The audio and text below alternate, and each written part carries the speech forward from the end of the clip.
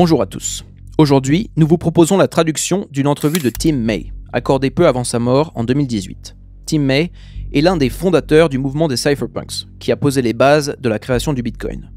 C'est l'un des personnages les plus importants de l'histoire des crypto-monnaies, tant pour ses contributions idéologiques et conceptuelles que pour ses apports technologiques. Dans cette interview, il nous décrit la genèse de l'utilisation politique de la cryptographie et des monnaies digitales telles qu'il l'a vécu. Tim May mériterait d'être mieux connu par les utilisateurs des crypto-monnaies, qui n'existeraient pas sans lui et sans ses idées révolutionnaires. Bienvenue sur Money Radar Crypto et bonne écoute.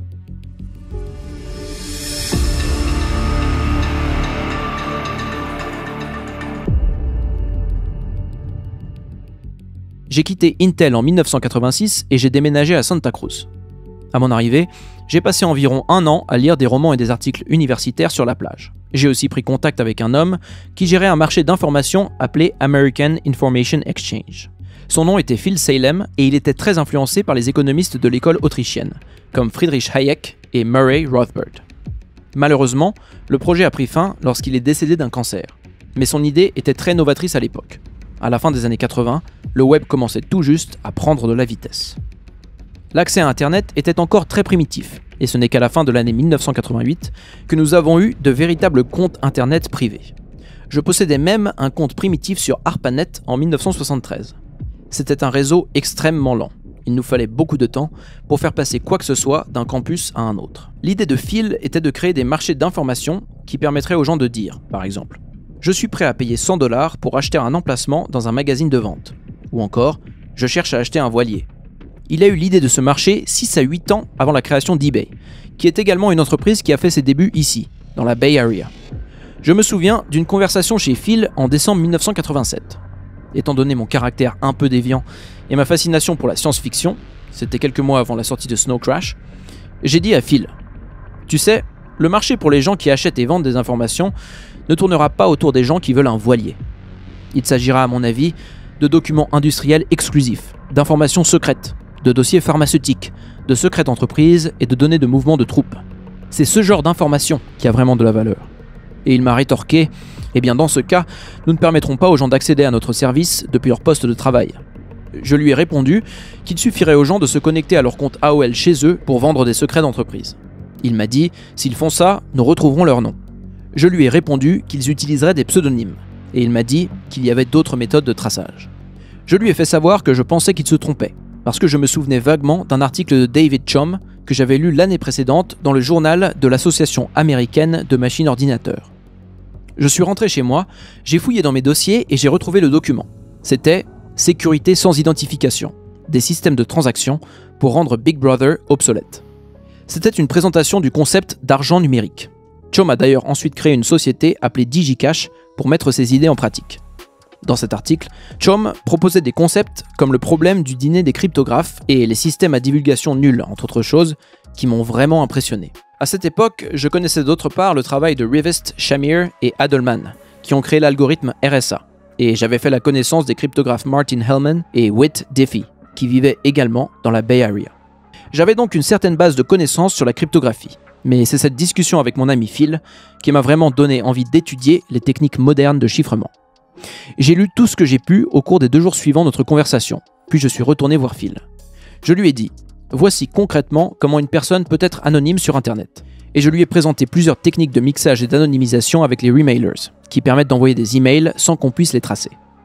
Après quelques jours d'études, il m'est apparu clairement que beaucoup des concepts développés dans la sphère universitaire pourraient sans doute être mis en œuvre par des logiciels et sur Internet, qui n'existaient alors qu'à l'échelle nationale. J'ai rencontré Phil et ses partenaires lors de plusieurs autres réunions, au cours desquelles j'ai présenté un projet appelé BlackNet. Plus tard, vers 1993 ou 1994, j'ai créé une version de démonstration de celui-ci en utilisant PGP. J'ai rapidement avoué, après environ 2 semaines, que j'étais le créateur de BlackNet, parce que je ne voulais pas être arrêté. Mon objectif était de créer une preuve de concept, de montrer qu'il était possible de créer une sorte de mur chinois de la démocratie sur Internet. C'était une idée très répandue en 1988-89. Les habitants de Pékin écrivaient des messages, souvent critiques, sur les murs dans l'espace public. Les messages écrits ainsi étaient anonymes et intraçables. Et pour moi, c'était clair que le mixage numérique proposé par David Chaum en 1982 offrait des possibilités similaires sur Internet. Pour revenir succinctement encore plus en arrière, je dois dire que l'année 1968 a été une année très importante pour moi, car c'est l'époque à laquelle j'ai lu La Grève d'Ayn Rand. Je ne le recommande pas, ce n'est pas un très bon roman, mais il m'a beaucoup influencé à l'âge de 16 ans, qui est d'ailleurs sans doute l'âge moyen des personnes impressionnées par ce livre. Il est intéressant de noter que Snowden a également dit l'avoir lu très tôt. Quoi qu'il en soit, en 1988, alors que je parlais à un autre de mes amis, j'ai dit « C'est dommage que les anciennes idées d'Ayn Rand, des années 50, n'aient jamais été correctement mises en œuvre avec des outils technologiques. Les idées de Rand sont à l'origine du libertarianisme moderne et de l'anarcho-capitalisme, même si elle détestait ce second terme qui suggérait selon elle l'anarchie. Cette conversation a mené à l'idée d'utiliser la cryptographie moderne pour créer une sorte de ravin de Gault en ligne. Le ravin de Gault est un concept qui vient de la grève et qui est nommé d'après le personnage principal, John Galt. C'est une vallée du Colorado protégée par un champ de force qui empêche les intrusions et qui le rend invisible aux observateurs extérieurs. C'est donc une zone protégée des ingérences de l'État. On peut aussi retrouver une idée similaire dans le roman L'émail du réseau de Bruce Sterling ou dans le concept de paradis de données. L'idée du ravin de Gault a aussi inspiré des projets de seasteading bien réels, qui consistent à construire des plateformes flottantes pour créer de nouvelles nations en pleine mer. Par exemple, sur une ancienne plateforme d'artillerie de la Seconde Guerre mondiale au large des côtes anglaises. L'idée de créer un État sur une plateforme pétrolière ou même sur un navire ne m'a jamais paru intéressante. J'aime habiter ici en Californie, malgré tous les problèmes que ça implique. L'idée de vivre dans un lieu facilement attaquable, qu'une seule torpille peut couler, ou dont le flux de ravitaillement peut être entravé par un embargo, ne m'a jamais séduite. En revanche, le fait de déplacer le ravin de Gault dans le cyberespace m'a tout de suite semblé être une piste intéressante. C'est une idée que j'ai trouvée dans Neuromancien de William Gibson. Dans ce livre, le cyberespace est une hallucination partagée, partiellement provoquée par la prise de drogue. Mais pour moi, le lien avec la cryptographie était évident. Je pensais déjà à l'époque que les techniques de cryptographie permettaient bien plus que de simplement signer et envoyer des messages chiffrés entre Alice et Bob. L'implémentation de formes d'argent numérique, de remailers, de paradis de données et de services d'horodatage me semblait parfaitement réalisable. Alors figurez-vous que j'ai commencé à travailler sur un roman. J'avais beaucoup de temps libre à cette époque et je souhaitais créer une combinaison entre une version moderne de la grève et un techno-thriller dans lequel la NSA et la CIA vendaient de la drogue en Amérique du Sud pour se constituer un budget noir, des fonds spéciaux, afin de mettre en œuvre d'autres projets. C'était un moment de ma vie où je m'amusais beaucoup. Je consacrais chaque matin à l'écriture et aux recherches, par exemple sur les paradis de données et les agences de renseignement. Je lisais aussi des articles universitaires sur l'horodatage et les registres distribués, par exemple. C'est comme ça que j'ai découvert le travail de deux chercheurs de Bell Labs, Haber et Stornetta, qui avaient développé une idée de prototype de blockchain basée sur le principe du hachage. L'idée était que l'on pouvait écrire une chanson ou développer une formule chimique par exemple, et la convertir en hash en quelques secondes. Ensuite, il s'agissait de publier ce hash sur un support imprimé quotidiennement, comme un exemplaire du New York Times. Il aurait suffi au journal d'inscrire le numéro correspondant au hash sur quelques centimètres de papier. Ainsi, ultérieurement, il serait possible d'attribuer la création d'une idée à la personne pouvant générer l'input correspondant au hash imprimé par le New York Times. Pour contourner ce mécanisme, il aurait fallu que le pirate parvienne soit à briser le chiffrement, qui repose sur un nombre de combinaisons supérieur au nombre d'atomes dans l'univers, ou alternativement, il aurait fallu que le pirate parvienne à diffuser suffisamment de copies frauduleuses du New York Times dans le monde entier pour mettre en doute l'original. C'est donc un système qui aurait été extrêmement difficile à exploiter. Et surtout, c'est l'idée embryonnaire qui a mené des années plus tard à la mise en place de la blockchain Bitcoin avec la preuve de travail. Cette idée de Haber et Stornetta est fortement mise en avant dans le Cyphernomicon, le livre que j'ai publié en 1994. À l'époque, beaucoup d'entre nous sentaient qu'il y avait sans doute quelque chose d'important derrière la preuve de travail. En 1992, j'ai rencontré Eric Hughes, un autre cypherpunk qui m'a rendu visite à Santa Cruz après avoir travaillé pour David Chaum à Amsterdam. La société de ce dernier, DigiCash, semble avoir été un rite de passage pour de nombreuses personnes. Nick Szabo, par exemple, a également travaillé pour lui.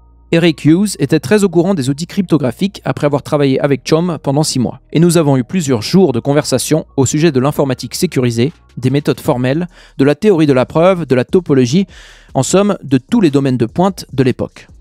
À un moment donné, au cours de ces conversations, Eric m'a dit qu'il connaissait beaucoup de gens brillants dans la Bay Area qui étaient intéressés par toutes ces choses. Il a suggéré que nous organisions une réunion et invitions les abonnés de multiples mailing lists et de divers forums pour que nous puissions nous rencontrer dans la vraie vie. Nous nous sommes finalement réunis dans une maison qu'Eric louait à Oakland pendant l'été 1992. Une vingtaine de personnes étaient présentes. Pour l'occasion, j'avais imprimé un document de 60-70 pages de définition de termes que j'ai distribué à tout le monde. Il est assez amusant de penser qu'à cette époque, j'en savais plus sur la cryptographie que la plupart des gens présents dans la salle, ce qui a très rapidement changé une fois qu'ils se sont intéressés au domaine. Je pense qu'il est probable que le ou les fondateurs de Bitcoin aient été dans la salle lors de cet événement. À l'époque, PGP2 venait juste de sortir, après le désastre qu'avait été PGP1. PGP2 était primitif à l'époque, mais assez performant. Et je connaissais certains des développeurs qui avaient travaillé dessus grâce à la liste des extropiens, à laquelle appartenaient des gens comme Hal Finney, Dean Triple ou encore l'économiste Robin Hanson. Lors de cette rencontre à Oakland, nous avons discuté de nombreuses idées, et dans l'après-midi, nous avons joué à un jeu de simulation appelé le jeu de la crypto-anarchie. Nous avons simulé des choses comme les remailers anonymes, en utilisant des enveloppes placées dans d'autres enveloppes, afin que les participants puissent imaginer le fonctionnement d'un système futur et d'une économie potentielle. Nos invités ont imaginé des systèmes de vente d'armes et des plateformes de commerce de drogue bien avant que des sites comme Silk Road soient inventés.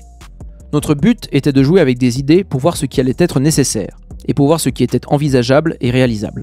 Et de fait, de nombreuses pistes intéressantes sont sorties de ce jeu, comme des comptes escrocs, de dépôts fiduciaires et des marchés de réputation, car il nous semblait que dans une économie future, la réputation associée à un pseudonyme compterait beaucoup. Soit dit en passant, l'utilisation de pseudonymes est une tradition séculaire.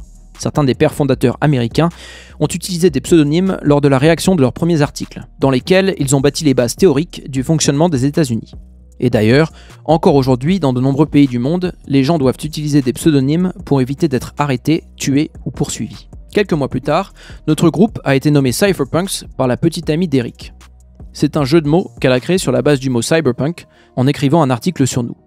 Certains d'entre nous étaient assez opposés à ce nom. Ils auraient souhaité qu'on choisisse quelque chose ayant des accents un peu plus sérieux, comme par exemple l'Institut de recherche cryptographique.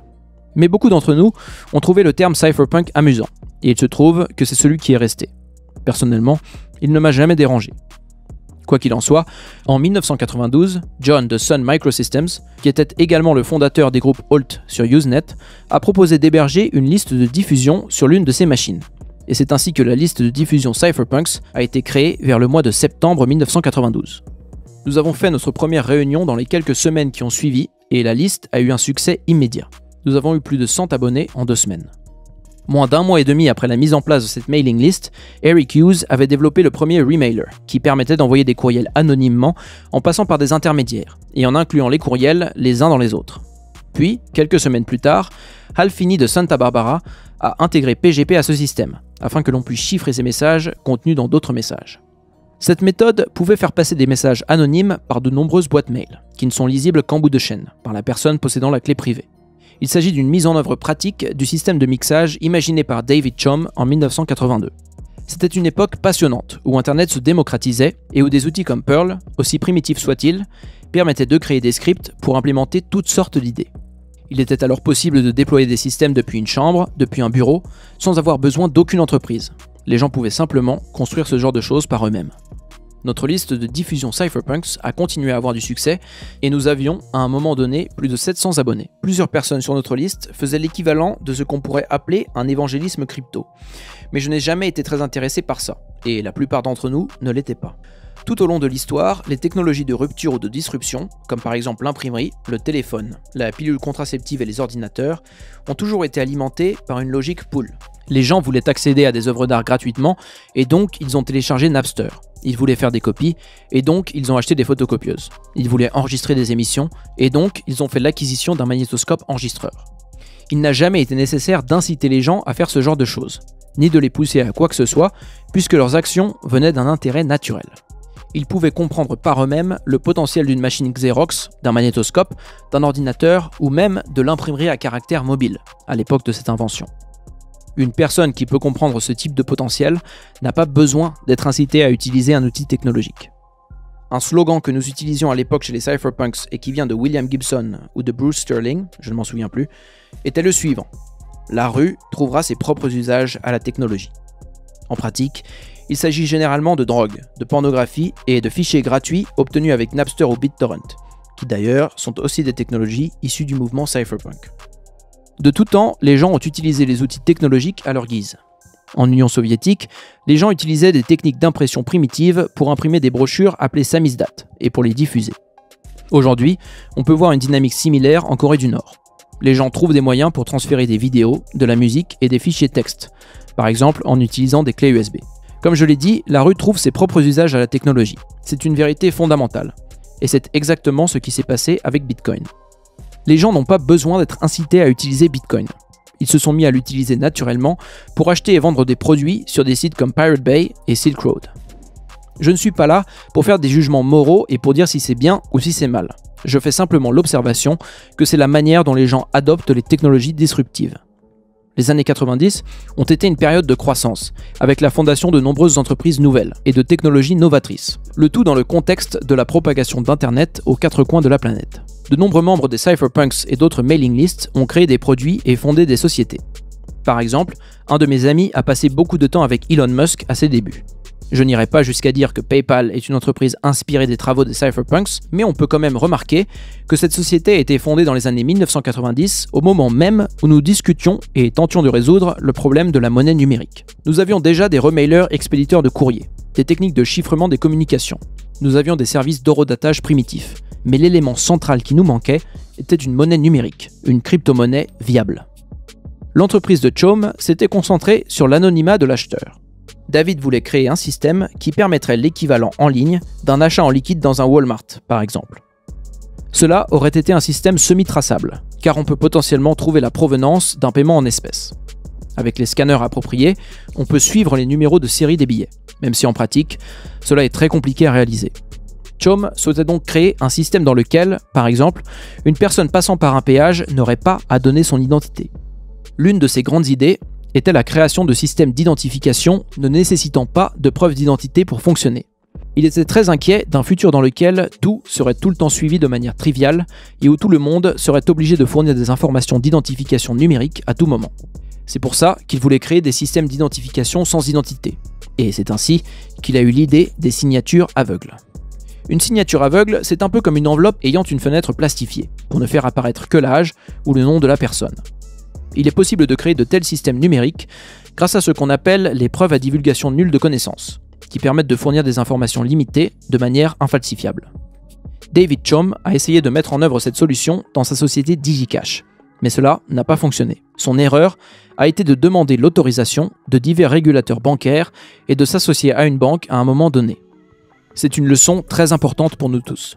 Si vous voulez innover, ne demandez pas la permission. Par exemple, le créateur du logiciel que nous utilisons en ce moment même, Skype, a dit publiquement que s'il s'était adressé au régulateur et s'il avait demandé l'autorisation de devenir un opérateur télécom, il aurait été enseveli sous des tonnes de paperasse pendant des années et des années. À la fin, les régulateurs et les responsables de ces autorisations lui auraient probablement dit non, qu'ils ne pouvaient pas permettre l'existence d'une plateforme de communication alternative qui permette à ses utilisateurs de communiquer dans le monde entier. L'histoire est similaire avec les inventeurs du magnétoscope. S'ils avaient demandé l'autorisation de mettre sur le marché un outil permettant de copier des programmes télévisés, ils ne l'auraient jamais obtenu. L'enseignement que l'on peut tirer de ça est qu'il ne faut jamais demander la permission. Si l'on a des idées novatrices, il faut tenter d'aller planter son drapeau aussi loin que l'on peut, au-delà des frontières des connaissances actuelles dans le cyberespace. Nous n'avons aucune autre responsabilité. Le débat sur la monnaie digitale a duré pendant de nombreuses années sous la forme d'une série de longs articles écrits par Hal Finney, Wei Dai, Adam Back et Nick Szabo. Ce dernier était très intéressé par les contrats intelligents et par les organisations autonomes distribuées. Notre mailing list a progressivement périclité au début des années 2000 parce que beaucoup d'entre nous étaient passés à autre chose, et aussi parce que les événements du 11 septembre ont provoqué une explosion des systèmes de surveillance fascistes. Les gens avaient peur de rejoindre des groupes comme les cypherpunks, et j'ai d'ailleurs quitté la liste de diffusion lorsque plusieurs sites qui la distribuaient ont cessé de le faire sans raison. Un peu plus tard, au milieu des années 2000, vers 2006-2007, beaucoup de gens ont recommencé à s'intéresser au concept de la monnaie digitale. En 2008, sur la mailing list Cryptographie, qui a succédé à la mailing list Cypherpunks, une personne du nom de Satoshi, dont vous avez tous entendu parler, a publié un white paper qui proposait un nouveau système de consensus pour résoudre le problème des généraux byzantins. Ce système utilise la preuve de travail et la fonction de hachage SHA-256 pour miner de nouvelles pièces. Les récompenses sont divisées par 2 tous les 4 ans et le nombre de pièces est plafonné à 21 millions. Vous savez tous comment ça marche. Hal Finney, décédé en 2014 de la maladie de Charcot, a été le premier destinataire d'une transaction effectuée par Satoshi. On ne sait pas si Hal Finney a quelque chose à voir avec le développement du Bitcoin. L'identité de Satoshi Nakamoto reste inconnue à ce jour, et je pense que c'est mieux de ne pas chercher à la connaître.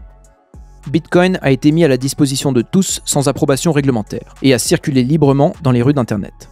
Son utilisation était déjà largement répandue avant que quelqu'un pense à l'arrêter ou à le breveter. À l'époque des cypherpunks, nous nous sommes beaucoup interrogés sur le concept de monnaie digitale. Je n'ai pas été un acteur principal dans cette discussion, même si j'ai pu apporter des idées, comme par exemple l'utilisation d'un système d'horodatage inspiré par les travaux de Haber et Stornetta. À l'époque, nous avions toutes les pièces du puzzle, mais nous ne savions pas comment les assembler. Et il a fallu le génie de Satoshi pour les intégrer les unes avec les autres et pour déployer Bitcoin. Cette technologie a fonctionné comme il l'avait prédit. Les mineurs ont effectivement défendu le mécanisme de consensus car il est très difficile à violer et qu'économiquement, le jeu n'en vaut pas la chandelle. En d'autres termes, Satoshi Nakamoto a résolu le problème des généraux byzantins en établissant un consensus grâce à un marché, une idée que Hayek et Rothbard auraient certainement beaucoup appréciée. Je pense que nous aurions pu créer une version de Bitcoin 10 ans plus tôt si nous avions trouvé la bonne solution et la bonne manière de combiner nos idées entre elles. Sur 700 personnes inscrites sur la liste de diffusion Cypherpunks, 30 d'entre elles étaient très actives. Et il a suffi de seulement 10 d'entre elles pour créer des idées pionnières. Faites de cette information ce que vous voulez.